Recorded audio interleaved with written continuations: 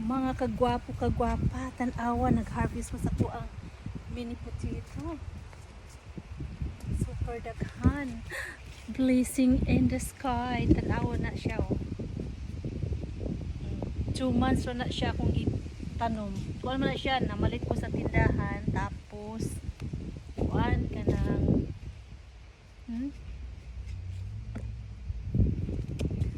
akong gipang tanom ang uban kay wala na maluto. So mao ni siya. Ang gitanom-tanom nabuhi nangunod og daghan.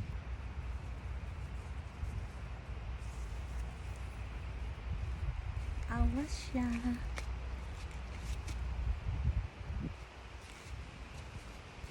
Blazing in the sky.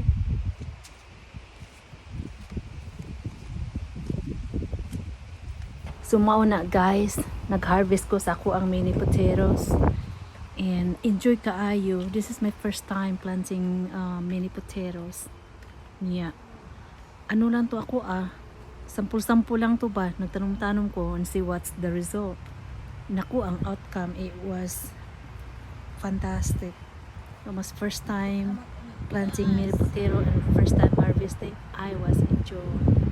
So ang uban akong gitanom og balik, yang uban of course the rest of the mini potato I cook it for dinner.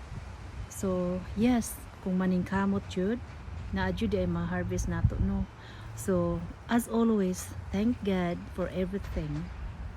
So mao ra gyud na ang atong life, ningkamot jud ta kay ang Ginoo nagtan-aw jud sa ato ang gipangbuhat. Kung unsa tong pangayoon basta lang magbinuotan ta, He will give us a reward. So keep watching. I got more videos to come. Thank you for watching.